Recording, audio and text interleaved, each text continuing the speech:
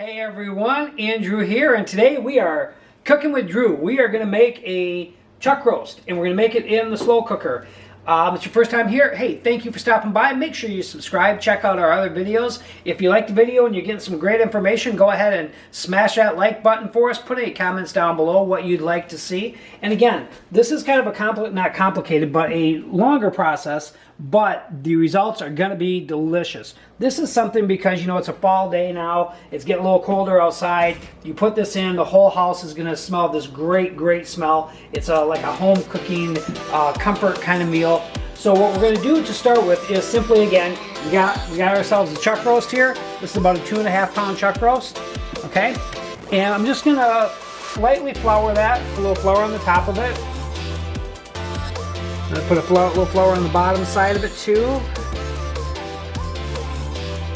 And what we're going to do is we're going to sear in all the flavor because this is going to cook a long time and we want to sear this in. Now, if you notice, yes, I'm a little bit of a sloppy cook and so I do get stuff all over the place, but hey, if you're going to do this, have some fun with it, right? So what we're going to do is get flour all over the whole chuck roast. Get it good and floured. We're going to turn our stove top on. Now, while I'm waiting for this to heat up, let me just go over the ingredients a little bit for you here. I'm using a pot roast seasoning mix. I'm going to use about 2 pounds of carrots. I'm going to use a package of frozen peas. I'm going to use 1 full onion.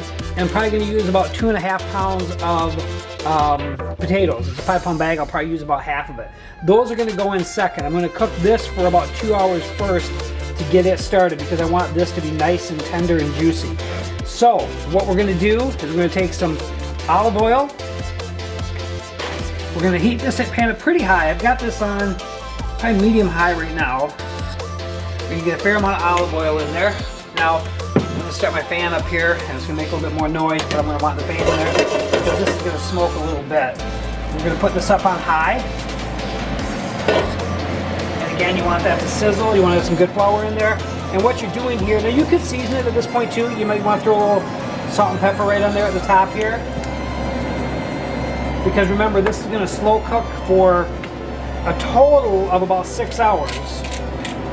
And so go ahead and have a lot of seasonings on there. That's going to be just fine. Put whatever seasonings you want. In addition to this, remember, we're going to have the hot roast slow cooker seasoning mix on there too. Okay, so our oil looks like it's pretty hot already. We want to sear this in is what we're doing.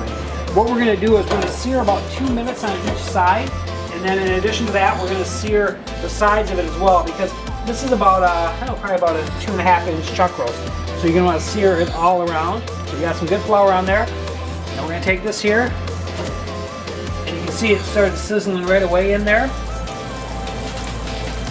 And we're just going to time this for about, again, 2 minutes on each side. We're not going to move it around because what we want to do is we want it to sear in that outer level there so that we've got the flavor folding right in there for all the meat. We're going to be doing this in a slow cooker. Now, depending on your slow cooker, you're going to kind of want to get used to how yours is. What I do is I do 6 hours on low. And the recommendations are for 4 hours on high or 8 hours on low. With my slow cooker, because I know my slow cooker, 6 hours on low is about the perfect time for that to go. Now you're hearing that sizzle away. And like I said, you're going to have a little bit of smoke there. That's okay. For the first time flipping, I'm going to flip that right now because I want that oil to soak up into the whole thing. I don't want the oil to burn. So I'm going to go ahead and just move that a little bit to get all the oil onto it. Now you see we got that nice brown on there already. So what we're going to do is, again, 2 minutes on the other side. What I've also done in the meantime is, with my seasoning kit, I've added about a little more than a cup of water in here. I'm going to add this in right away, and I'm going to use it for when we add the veggies in too. I'll just kind of pour it back over the top of it. But we're going to add this in right away. You can use whatever veggies you want. Some people like to add celery to theirs. I don't like celery, so I don't add celery to mine. So we're going to just, like I said, carrots, peas, onions, and potatoes is what we're going to have in ours.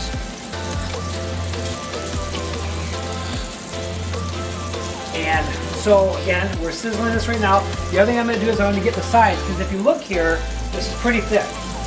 See how that's pretty thick there? And you can actually already see how it's staying red there on the side. So what we want to do here now, and this is what I talked about, it's going to smoke just a little bit, okay? Because that oil is really hot by now. So now what we're going to do is we're going to try to sizzle each one of those sides.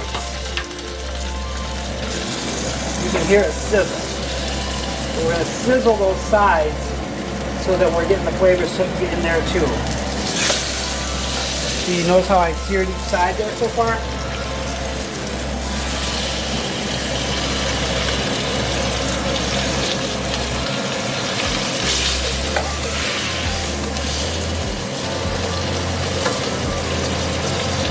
And the reason that we put a little bit of flour on there, again, was just to kind of make, not really a coating at all, but just to really get that sear on there. We're not really cooking the meat at this time, we're just searing it. So we just want to get a brownness on there. We're not going to be cooking it, just searing it. I have a question. What's your question? The last cooking video we did, they made a comment about how come cabinets are white and the other ones aren't. Because we're in the middle of redoing our kitchen, and so what we're doing is we're just actually painting this, which has been a project in and of itself, and we're about halfway through, so that would be why. So now I went ahead and turned the heat off. Again, this is going to smoke a little bit. I'm just trying to get that into the pan part of it, but that's how it's going to look before we put it in. Now for me, I'm going to do the low heat on there. So I've set it for 8 hours, but I'm actually going to let it cook for about 6 hours. Then what I'm going to do is I'm going to go ahead and just spray a little bit of olive oil in the bottom of this pan as well.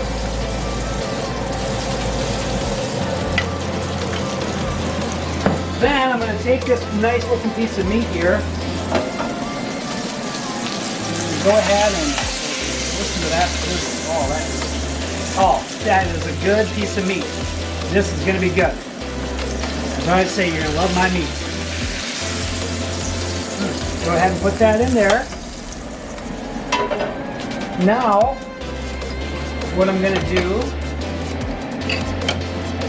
is I'm going to put about half of this on here, okay? I'm going to reserve the other half for when I throw the veggies in. So now, we got about 2 hours before I'm going to put the veggies in, because I want the meat to cook for 6 hours and I want the veggies to cook for about 4 hours. So, all we got to do now is just leave this alone for the next 2 hours.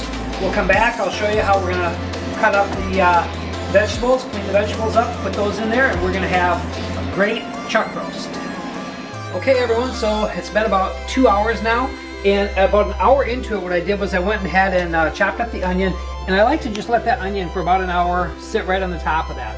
So you can see that's really coming along good. Take a look at that. That is one nice piece of meat. Look at that. That's gonna be good. I'm gonna just turn that over. It's the first time I've turned it over. You can see by browning it how we got that nice flavor on the top of that. You can see that. Oh, that looks good already. So in the meantime, what I also did was then I cut up about half a bag of potatoes, so it's about 2.5 pounds of potatoes, and 2 pounds of carrots. I'm gonna throw these in now.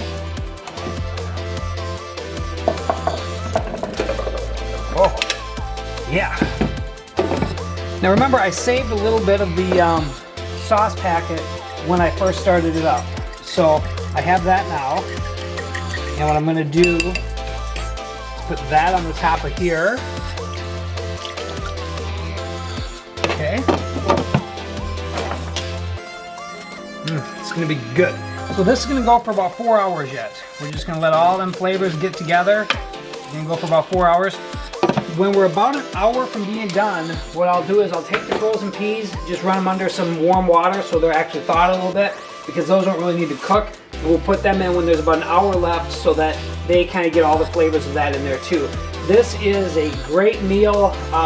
There's only 2 of us here, so this is going to last us for a couple of days. But this is going to be a great family meal as well if you're going to feed your whole family. You got a whole crock pot full of food for the family, and it's going to be good. How about a question for the audience? Sure. What would you like Some to know? people call it pot roast, that's what I call it, and you call it chuck roast.